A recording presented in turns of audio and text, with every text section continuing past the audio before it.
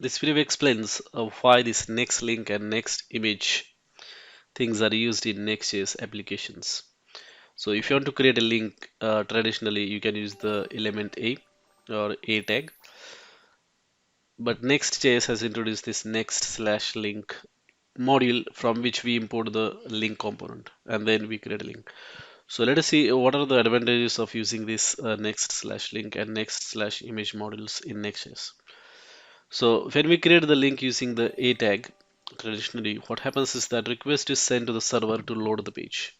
So for example, if I refresh this page, you will notice that this particular loading icon is being shown in this title bar. So that is what happens if you create the links with traditional A tag. But if you use this next slash link and use the link component that is imported from this model, what happens is that client side navigation happens.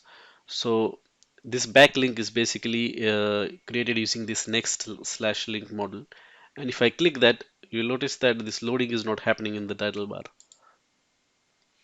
So you can see the loading didn't happen, that loading icon didn't appear. That is because all these links are created using next slash link, and that is why it is very fast. So since this is a development environment, you are not seeing that it is fast, but in the production it will be pretty fast because the request is not being sent to the server. Everything is happening on the client side. The next important thing is that with the traditional links, preloading doesn't happen. So let us say there are say 10 links created using the tag A, and if you click on that, what happens is that after clicking that pages are loaded and then it is shown to the user, so it is very slow. With the next link, urls are preloaded.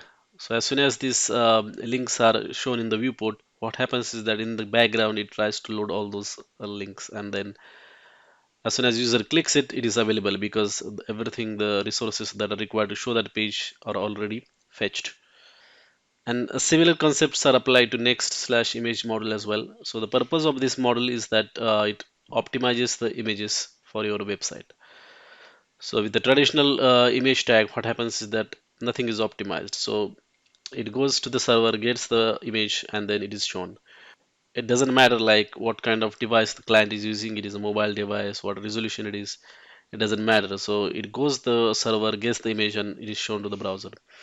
But in case of next slash image, so if you create the image using this next slash image model, these images are optimized for different devices and resolutions. Image compression can also be done. The next thing is that automatic lazy loading is done. That means if the image is not there in the viewport, it is not loaded.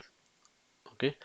Only when the image is comes into the viewport, then that time the image is loaded. So that is why lazy loading is possible and it is inbuilt. So you don't have to add any extra third-party library to do this.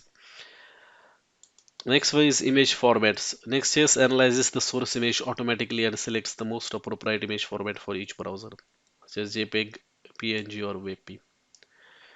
And finally, image placeholders are also created for you automatically. So when the image is being loaded, at that point of time the placeholder is shown, and once the loading is complete, the placeholder is replaced by actual image.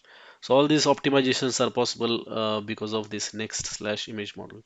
That is why these two models are very important in Next.js, and it is important that you understand them clearly. That's it. Thanks for watching.